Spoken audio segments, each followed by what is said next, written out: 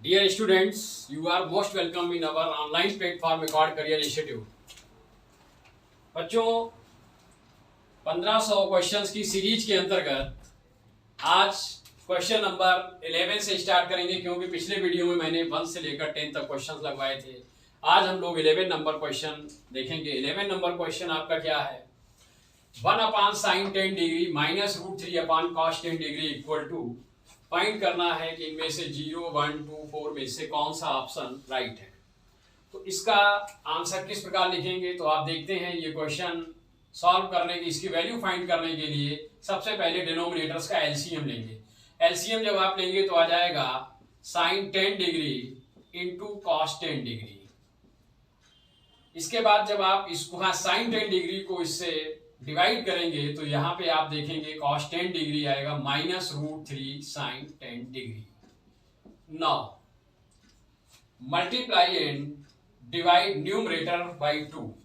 अंश को 2 से गुणा और भाग करेंगे तो सबसे पहले 2 से मल्टीप्लाई करने पे 2 बाहर लिखेंगे और डिवाइड जो किया जाएगा वो इस प्रकार लिखेंगे half cos 10 degree minus √3/2 sine 10 degree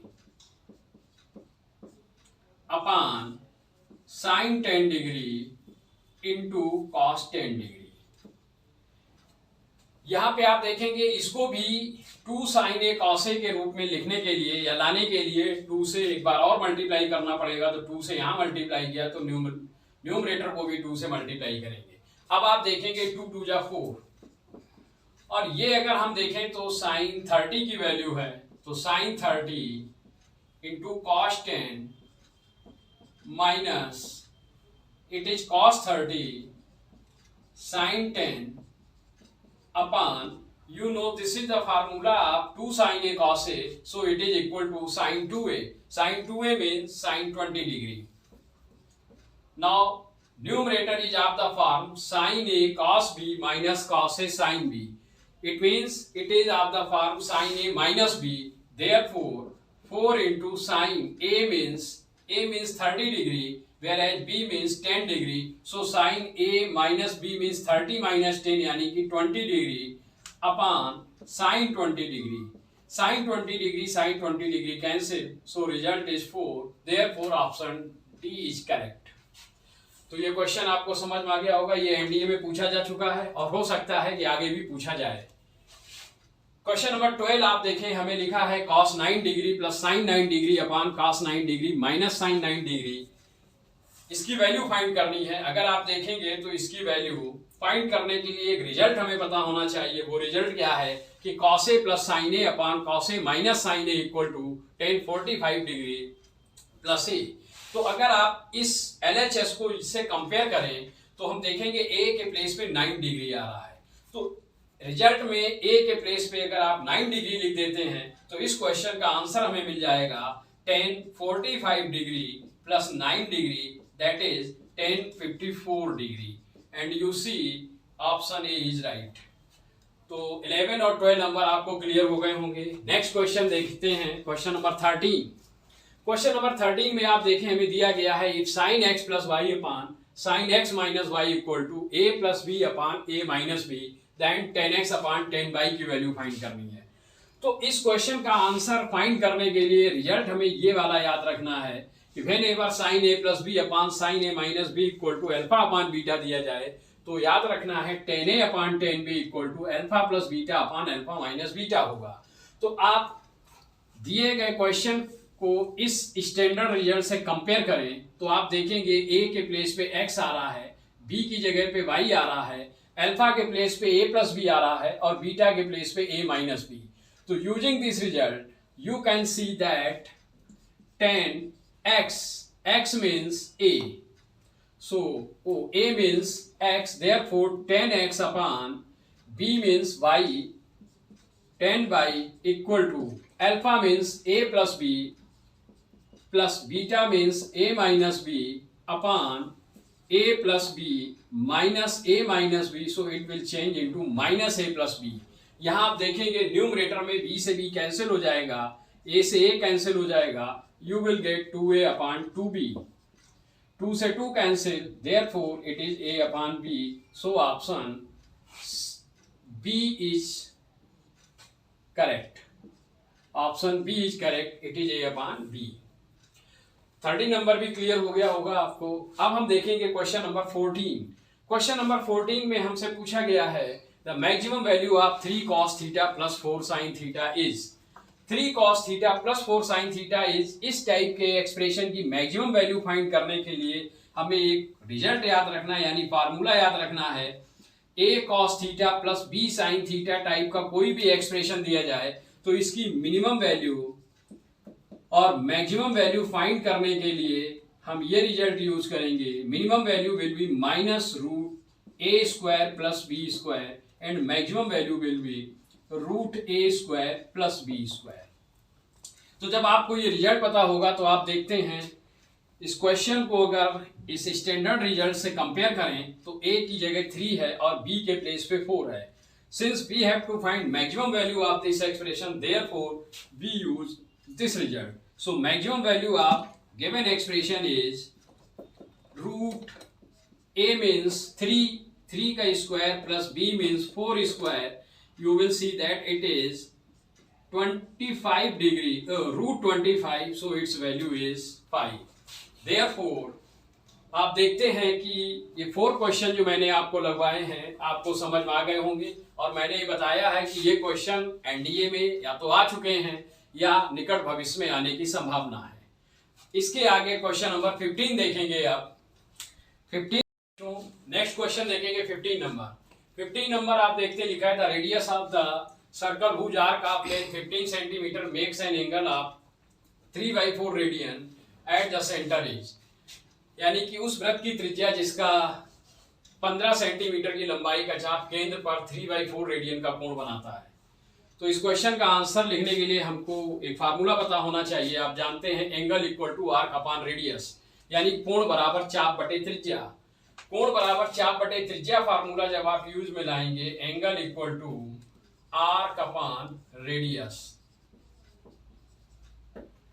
और ये याद रखेंगे जब कभी angle equal to arc upon radius formula use में लाते हैं तो एंगल की यूनिट रेडियन होती है, या जब हमें कभी इस फार्मूले को यूज करना हो तो एंगल की वैल्यू हमेशा रेडियन में होनी चाहिए। अगर डिग्री में है तो पहले आप उसको रेडियन में चेंज करेंगे। यहाँ ऑलरेडी हमें रेडियन में दे रखा है तो आप डायरेक्ट यूज कर देंगे। Angle means 3/4 radian, so angle के प्लेस पे 3/4 लिखेंगे। आर्क आप देखते हैं चाप की लंबाई हमें कितनी दे रखी है 15, और रेडियस फाइंड करनी है तो रेडियस के प्लेस पे लेट रेडियस बी आर। माना वृत्त की त्रिज्या आर है तो आप इसको सॉल्व करेंगे, 3 बन जा 3, 3 5 जा 15। This implies are equal to 5 4 जा 20। तो रेडियस आप देखते हो सर्कल की कितनी मिली हमें 20 centimetre, therefore option B is correct. तो ये आ गया है। नेक्स्ट क्वेश्चन देखेंगे 16 नंबर क्वेश्चन में आपको कह रहा है tan π/4 plus theta into tan π/4 minus theta is. तो इस क्वेश्चन का आंसर लिखने के लिए हमें एक रिजल्ट पता होना चाहिए। If a plus B is 90 degree, comma then the product of these two angles is 1, that is tan a into tan b equal to 1 होगा। तो देखें जरा इस क्वेश्चन को, अगर हम इसको देखें, ये एक एंगल है, दूसरा ये है। इन एंगल्स का सम अगर आप देखें तो π/4 प्लस थीटा में π/4 माइनस थीटा ऐड किया जाएगा तो थीटा से थीटा कैंसिल हो जाएगा। π/4 प्लस π/4 ऐड होके π/2 आ जाएगा। π/2 आर 90 डिग्री। इसका मतलब इन दोनों एंगल्स का सम 90 डिग्री हो रहा है, तो इनके टेंजेंट का प्रोडक्ट यानी tan this into tan this equal to result क्या आ जाएगा आपका 1। Therefore option B is correct. तो ये भी आपको समझ में आ गया होगा। अब इसी में नेक्स्ट क्वेश्चन देखेंगे, क्वेश्चन नंबर 17 नंबर अगर आप देखें तो हमें दिया है एक x plus 1 upon x equal to 2 cos alpha then x to the power n plus 1 upon x to the power n की वैल्यू क्या होगी। तो ये आप इस क्वेश्चन का आंसर लिखने के लिए इसका आंसर हम डायरेक्ट किस प्रकार याद रखेंगे कि x to the power n plus 1 upon x to the power n, जब कभी x plus 1 upon x 2 cos alpha दिया जाए और हमें इस रिजल्ट की वैल्यू, इस एक्सप्रेशन की वैल्यू फाइंड करनी हो तो इस टर्म को एज इट इज लिख लेंगे, लेकिन ध्यान रखेंगे अल्फा को जिस डिग्री की वैल्यू आप निकालनी है x to the power n, तो आप क्या करेंगे इस एंगल को n से मल्टीप्लाई कर देंगे, यानी आंसर आ जाएगा 2 cos n alpha. 2 cos n alpha means option D is correct. Similarly हो सकता है कभी हमसे पूछ दिया जाए x to the power 5 plus 1 upon x to the power 5, तो इसका आंसर कैसे लिखा जाएगा? तो इसके आंसर को लिखने के लिए भी क्या करेंगे, आप इस रिजल्ट को एज इट इज लिखेंगे, लेकिन अल्फा को उस घात से मल्टीप्लाई कर देंगे जिस घात की वैल्यू हमें निकालने के लिए कही गई है। तो आप देखते हो आंसर हो जाएगा 2 cos 5 अल्फा। सो 17 नंबर का भी आंसर क्लियर हो गया होगा आपको। अब हम लोग नेक्स्ट क्वेश्चन 18 नंबर देखेंगे। 18 नंबर क्वेश्चन में क्या है, we have to find cot 54 upon 10 this plus 10 20 degree upon cot 70 degree, इसकी वैल्यू क्या होगी? तो इस क्वेश्चन का आंसर फाइंड करने के लिए हम देखेंगे एक रिजल्ट फिर से हमें याद रखना है। If the sum of two angles is 90 degree, यानी if a plus b is 90 degree, then the tangent of first angle is equal to cotangent of other angle, यानी कि एक का टेन दूसरे के कॉट के बराबर होगा। इसका मतलब है tan A equal to cot B. अगर आप देखें तो tan 36 degree plus 54 degree add करने पे 90 आ रहा है। इसका मतलब ये हुआ है कि टेन 36 की जगह पे कॉट 54 लिखा जा सकता है। इट मीन्स कॉट 54 डिग्री और टेन 36 की वैल्यू भी मैंने क्या बताई, कॉट 54 लिख सकते। क्यों? इन दोनों एंगल्स का सम 90 है, और जब कभी दो एंगल्स का सम 90 हो तो एक का टेंजेंट दूसरे के कोटेंजेंट के बराबर होगा, यानी कि tan 36 can be written as cot 54 degree. Similarly, plus tan 20 degree upon, again you see 20 degree plus 70 degree is 90 degree, so cot 70 can be written as tan 20 degree.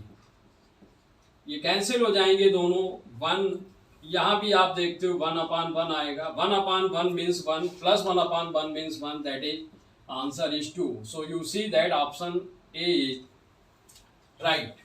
तो इस प्रकार आपने देखा है ये क्वेश्चंस हमारे 15, 16, 17, 18 मैंने आपको बताए, ये क्लियर हो गए होंगे। नेक्स्ट क्वेश्चन देखेंगे अब हम लोग 19 नंबर क्वेश्चन देखेंगे बच्चों। 19 नंबर question is given x equal to y cos 2 pi by 3 equal to z cos 4 pi by 3 then x y plus y z plus zx की वैल्यू फाइंड करनी है। तो देखेंगे आप इसका सोल्यूशन फाइंड करने के लिए हमें cos 2 pi by 3 और cos 4 pi by 3 की वैल्यू पता होनी चाहिए। And you know cos 2 pi by 3 equal to cos 4 pi by 3 and both are minus half. Therefore, to find the value of this expression, first we have to put x equal to y cos 2 pi by 3 means minus half. So y into minus 1 by 2 equal to z into minus 1 by 2 and let all are equal to k. तो यहाँ से आप देखेंगे x की value क्या हो जाएगी, x is k, comma y into minus y 1 by 2 means minus y upon 2 is k, therefore y equal to minus 2k, and you see z is also minus 2k. Now put these values at this place, you will get xy plus yz plus zx equal to x means k, y means minus 2k plus y means minus 2k, z means minus 2k plus minus 2k into k. Therefore, you will get minus 2k square plus 4k square minus 2k square. These two are of same sign. Therefore, minus 4k square plus 4k square equal to 0. So, option B is correct. तो आपने देखा इस expression की value find करने के लिए हमें cos 2 pi by 3 जो कि आप जानते हो cos 120 डिग्री होता है, cos 4 pi by 3 it is cos 240 degree, cos 120 degree as well as cos 240 degree both are minus 1 by 2। तो आप ये वैल्यू जब यहाँ पुट कर देंगे तो हमें x, y और z की वैल्यू के टर्म में मिल जाएगी और वो यहाँ पे रख देने से हमें ये वैल्यू मिल जाएगी। नेक्स्ट क्वेश्चन 20 नंबर, जैसा कि मैंने पीछे बताया था कि whenever the sum of two angles is 90 degree then the tangent of first is equal to cotangent of other। यहाँ पर आप देखेंगे 70 degree plus 20 degree is 90 degree, therefore tan 70 can be written as cot 20 degree minus tan 20 degree, and again you see that 50 degree plus 40 degree is also 90 degree, so tan 50 degree can be written as cot 40 degree. Now we have to remember one result, cot A minus tan A can be written as 2 cot 2A। आप देखेंगे इसका numerator इस form में है, as well as a के place पे 20 degree है, so this can be written as cot 2a, 2a means 40 degree upon cot 40 degree, cot 40 degree cot 40 degree cancel, so result is 2, therefore option B is correct. तो बच्चों आपने देखा आज मैंने 11 number से लेकर 20 नंबर तक क्वेश्चन आपको बताए हैं, यानी सॉल्व कराए हैं। इनमें से कुछ क्वेश्चन एनडीए में आ चुके हैं, कुछ हो सकता है निकट भविष्य में जो 14 नवंबर को आपका एग्जाम है इसमें आ सकते हैं। मैं आपको बताना चाहता हूं कि आप इस वीडियो को सही से देखें और जो भी आपके फ्रेंड्स जिन्होंने 14 नवंबर एनडीए एग्जाम के लिए अप्लाई किया है उनको भी आप इस वीडियो को देखने के लिए बताएंगे और वीडियो को शेयर, लाइक तथा चैनल को सब्सक्राइब करेंगे। जय Hind. Dear students, you are most welcome in our online platform Accord Career Institute। बच्चों 1500 क्वेश्चंस की सीरीज के अंतर्गत पिछले वीडियो में मैंने आपको 11 से लेकर 20 तक के क्वेश्चन बताए थे। आज हम लोग 21 क्वेश्चन से 30 नंबर तक क्वेश्चंस को देखेंगे। तो 21 नंबर क्वेश्चन अगर आप देखें तो हमें बोर्ड पे लिखा है 1/sec square theta plus 1/cosec square theta is equal to. तो आप लोग जानते हैं 1/sec square theta means cos square theta and 1/cosec square theta means sin square theta. So you will get cos square theta plus sin square theta and it is an identity which is equal to 1. Therefore, option B is right. Basic फार्मूले सभी को पता होंगे और उसी फार्मूले पे ये क्वेश्चन था आपका कि 1/sec स्क्वायर थीटा आप जानते हैं cos स्क्वायर थीटा होगा और 1/cosec square theta sin square theta होगा। cos square theta plus sin square theta की वैल्यू 1 होती है, so option B is correct. Now question number 22, sec square 17 degree minus cot square 73 degree. पिछले video मैंने आपको बताया था जब कभी दो कोणों का ये सम 90 डिग्री हो तो एक का cot दूसरे के tan के बराबर होता है। यहाँ पे हम देखते हैं कि 73 degree plus 17 degree is equal to 90 degree, therefore cot 73 can be written as tan 17 degree. तो इस स्थान पर cot स्क्वायर 73 डिग्री की जगह पे आप tan स्क्वायर 17 डिग्री लिख देंगे तो इस क्वेश्चन को लिखा जाएगा sec square 17 degree minus tan square 17 degree and you know that sec square theta minus tan square theta is 1, therefore its value is 1, so option C is correct. ये बहुत हमें इंपॉर्टेंट जो रिजल्ट मैंने लिखाया था इसके बारे में आपको ध्यान रखना है। जब कभी दो एंगल्स का सम 90 डिग्री हो तो एक का tan दूसरे एंगल का cot होता है, एक का sin दूसरे का cos होता है और एक का sec दूसरे का cosec होता है। तो इसी में आगे बढ़ते हुए हम लोग देखेंगे क्वेश्चन नंबर 23 नंबर आप देखें हमें दे रखा है if 5 tan theta equal to 4 then 5 sin theta minus 3 cos theta upon 5 sin theta plus 2 cos theta equal to. तो ये फाइंड करना है।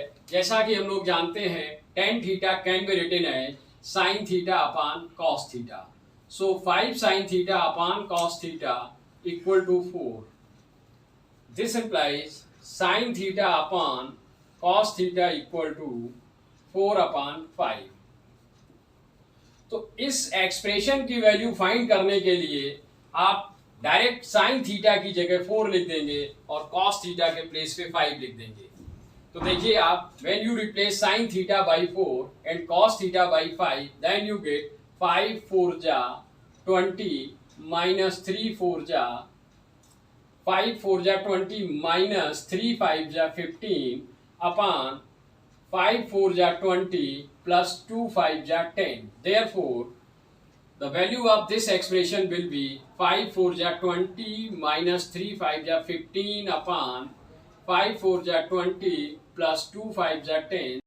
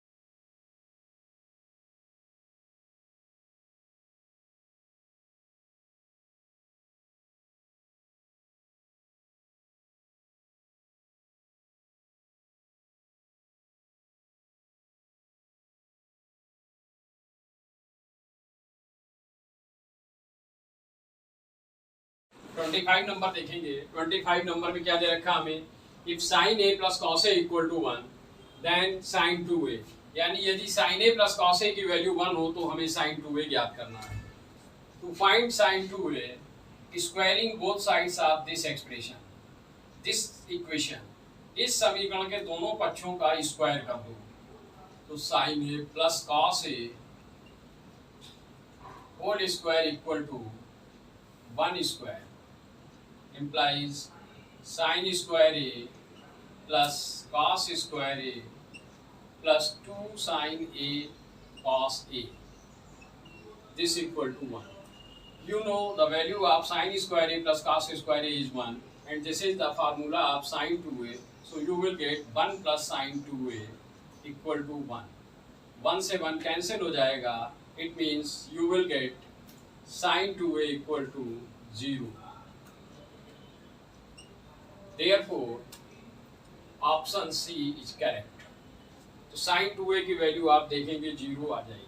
हालांकि 1 से 1 कैंसिल करने के बजाय आप एक काम करेंगे, 1 को इधर ले आएंगे तो 1 माइनस 1 करने से ज़्यादा सही है और आपको sin 2a इक्वल टू 0 मिल जाएगा। अगला क्वेश्चन आप देखते हो, नेक्स्ट क्वेश्चन दे रखा है 26 number. 26 number is given, find the nth term of 1, 4, 7, 10 and so on.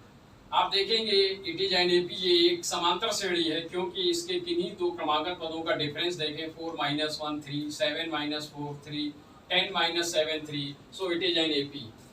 किसी समांतर श्रेणी का nवां पद निकालने के लिए एक तो फार्मूला यूज में लाएंगे हम, आप जानते हो nth term of an AP is En equal to a plus n - 1 into D. Here a is 1, n minus 1, common difference is 3, so you will get 1 plus 3n minus 3, that is 3n minus 2. So option C is correct. nth term find करने के लिए एक और method मैं आपको बता रहा हूं, उसको देखेंगे। For this AP you see that common difference is 3। सबसे पहले किसी भी समांतर श्रेणी का nवां पद लिखना हो तो उसके कॉमन डिफरेंस को आप n से मल्टीप्लाई करेंगे। यहाँ कॉमन डिफरेंस आप देखेंगे 3 है, तो 3 को n से मल्टीप्लाई करो और नोट करो। फिर आपको ये चेक करना है कि कॉमन डिफरेंस से फर्स्ट टर्म कम है या ज्यादा है। If the first term is less than common difference, then how much it is less than. You see that common difference is 3, first term is 1 and 1 is less than 3/2, तो 2 आप subtract कर रहे हैं, यानी कि आप डायरेक्ट इसका nth term 3n-2 लिख सकते हैं।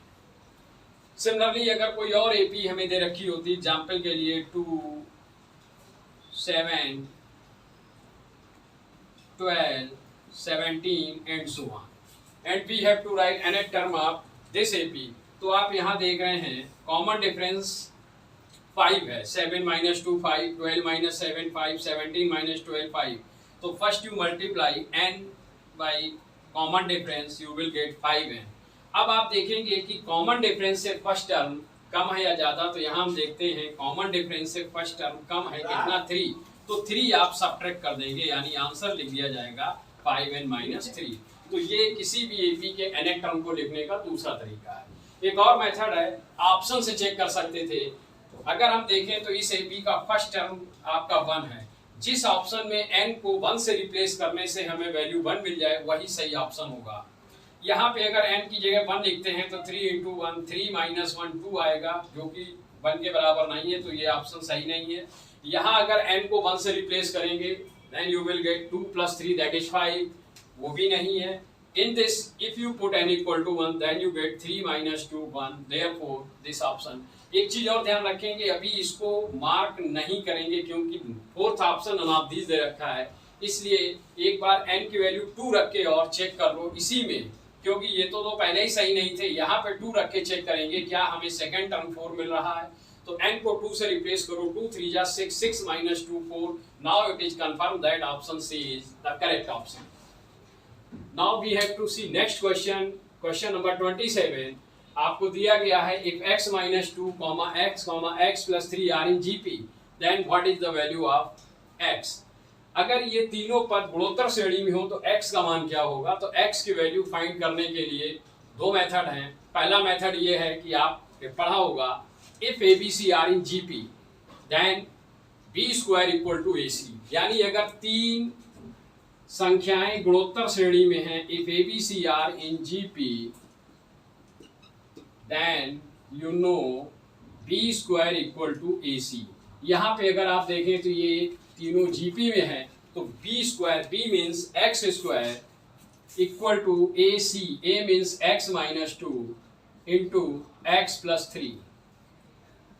After multiplication, you will get x² plus x -6, x² cancel हो जाएगा, so you will get x = 6, x = 6, यानी कि बी ऑप्शन इज राइट। ये तो हो गया सिस्टमेटिक तरीका, हम ऑप्शन से भी इसको चेक कर सकते थे। Let option A is correct, तो x की जगह 3 लिखें, 3 लिखने पे अगर ये तीनों टर्म्स जीपी में आ जाए तो ये ऑप्शन सही हो जाएगा। रख के देखें, 3 - 2 1, 3 and 6. You see 1 3 6 are not in GP, therefore this option is not correct. Now you put 6, 6 - 2 is 4, 6 and 6 + 3 9, 4, 6, 9 in GP. Why? Because the square of 6 is product of 4 and 9. 6 का स्क्वायर 36 और 4 और 9 का प्रोडक्ट भी 36, therefore option B is correct. Next question देखेंगे आप, question number 28. Right the Cartesian coordinates of the point √2, π/4. बिंदु √2, π/4 के कार्तीय नियामक लिखना है। कार्तीय नियामक मीन्स कार्तीय निर्देशांक। तो किसी भी बिंदु के पोलर, ये हमें पोलर कोऑर्डिनेट्स दिए गए जिसको हिंदी में ध्रुवीय निर्देशांक कहते हैं। और अगर किसी बिंदु के ध्रुवीय निर्देशांक की बात की जाए तो ध्रुवीय निर्देशांक आपके r, θ होते हैं। और अगर हमें किसी बिंदु के पोलर कोऑर्डिनेट्स दिए जाएं तो उसके Cartesian coordinates x equal to R cos theta comma y equal to R sine theta होते हैं। इसका मतलब ये हुआ है, यहाँ पे अगर आप देखेंगे तो r की वैल्यू √2 है, this is r and this is theta. तो आप r और थीटा की वैल्यू यहाँ पे रख दें तो दिए गए पॉइंट का x कोऑर्डिनेट हो जाएगा √2 into cos pi by 4, cos pi by 4 is also 1 by √2 comma y equal to r√2 into sine pi by 4 which is also 1 by √2, √2 बन जा √2, यहाँ भी √2 बन जा √2 and you will see that both values are 1 comma 1. Therefore option B is correct. तो आपको polar coordinates अगर दिए जाएं तो कार्टेशियन कोऑर्डिनेट्स लिखने के लिए याद रखना है। एक बार फिर से देखेंगे, r comma theta are known as polar coordinates of a point, and if we have to write its Cartesian coordinates then it is of the form r cos theta comma r sin theta. इस फार्मूले की help से आप, इस result की help से आप किसी भी बिंदु के ध्रुवीय निर्देशांकों को कार्तीय निर्देशांक में बदल सकते हैं। क्वेश्चन नंबर 29 देखेंगे। 29 में हमसे पूछा गया है the slope of a line parallel to X axis, यानी एक्स अक्ष के समांतर रेखा की प्रवणता बतानी है। तो हम सभी लोगों ने पढ़ा है कि if a line makes theta angle with the positive direction of X axis then its slope is denoted by m equal to tan theta. Now the line parallel to x axis makes zero angle with the positive direction of x axis. You see this is a line parallel to x axis, and a line parallel to x axis makes zero degree angle with the positive direction of x axis. So for this theta is 0. Therefore the slope of this line is tan 0, and you know tan 0 is 0. Therefore the slope of a line parallel to x axis is 0. So option C is correct. और भाई ये हमें direct याद रखना है कि slope of x axis or a line parallel to x axis is 0. Now question number 30, we have to find limit x tends to 0 sin x degree upon x. Generally बच्चों से गलती हो जाती है, वो गलती क्या हो जाती है कि limit x tends to 0 sin x upon x की वैल्यू आप देखते हैं 1 होती है, और हम अगर ध्यान ना दें कि यहाँ पे x है या x डिग्री है तो रिजल्ट गलत हो जाएगा। If the question is in this form then its limit will be 1, otherwise first we have to convert the value of degree into radian, यानी कि जो मान हमें डिग्री में दे रखा है इसको आप रेडियन में चेंज करेंगे, और रेडियन में चेंज करना मैं पिछले वीडियो में बता चुका हूँ। If you multiply the value in degree by pi upon 180 then you will get the value of the given angle in radian. So sin x degree can be written as sin pi x upon 180 upon x. Now this can be written as limit x tends to 0 sin pi x upon 180 whole upon, इस x को भी आप पाई upon 180 से multiply कर दें तो numerator भी पाई upon 180 से मल्टीप्लाई करना पड़ेगा। अब ये फिर से हमारा इस फॉर्म में आ गया, limit x tends to 0 sine x upon